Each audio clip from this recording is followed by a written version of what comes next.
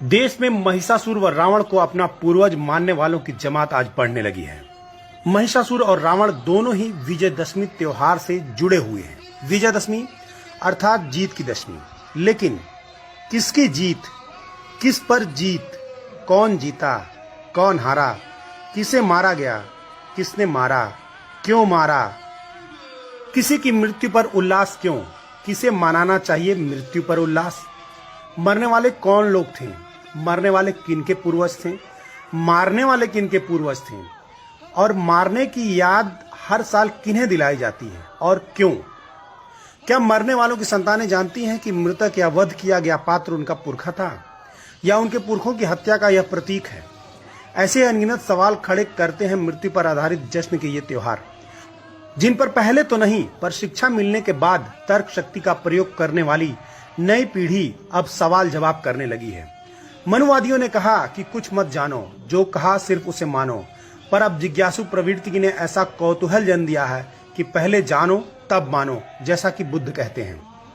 पूर्व में ऐसा था जैसे कि कोई शेर का बच्चा मेमनों की भीड़ में खो गया हो, जो जवान होने के साथ मेमनों के साथ रहते रहते मेमनों जैसा बोलने का आचरण करने लगा।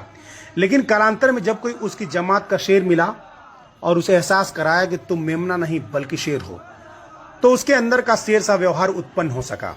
ठीक ऐसे ही हजारों वर्ष पहले हमारी बहुजन आबादी व गुलामी की जंजीरों में जकड़ी होने से उसकी बुद्धि व विवेक मनुवादियों के वहां बंधक पड़ गई थी, जो शिक्षा के साथ अपने बंधनों को तोड़ स्वतंत्र होने की तरफ अग्रसर है।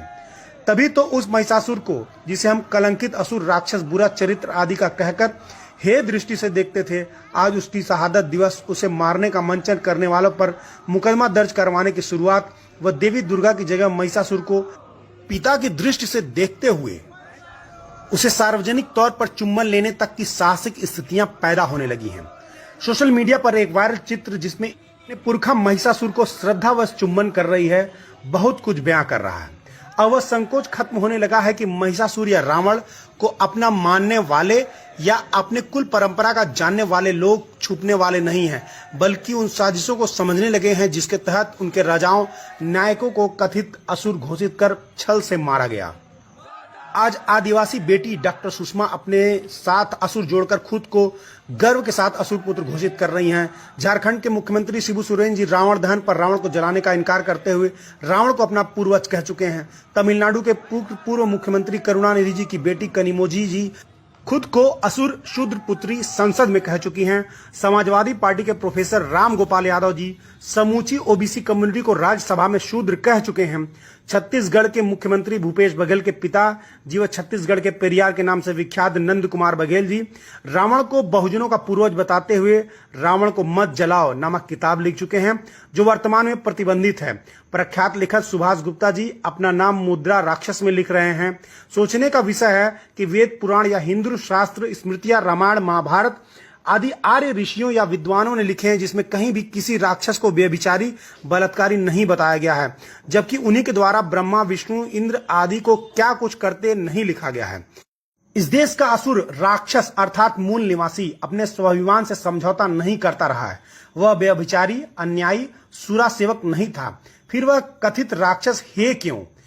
कोई ज्ञानी आर्यों द्वारा लिखी किताबों से ही यह बताए रावण, महिषासुर, हिरण्यकश्यप, बलि आदि बुरे कैसे थे, उनके बुरे कर्म क्या थे, तथा कथित सुरों यानी कि देवताओं के अहिल्या, सरस्वती, वृंदा, तुलसी आदि के साथ घटित कृत्य नैतिकता की कसौटी पर खरे कैसे हैं। अर्थात रक्ष संस्कृति के लोग भयानक, कुरूप, और मेनका व उर्वशी की संस्कृति के लोग आदरणीय। गजब का कॉन्सेप्ट है, लेकिन अब पोल खुलने लगी है और इन कथित राक्षसों के खानदान के लोग रिएक्ट करने लगे हैं। यह एक बहुत बड़ा सांस्कृतिक परिवर्तन है। यह लेख चंद्रभूषण सिंह यादव, प्रधान संपादक यादव शक्ति जी के द्वारा लिखा गया है। मेरी तरफ से बहुत बहुत धन्यवाद।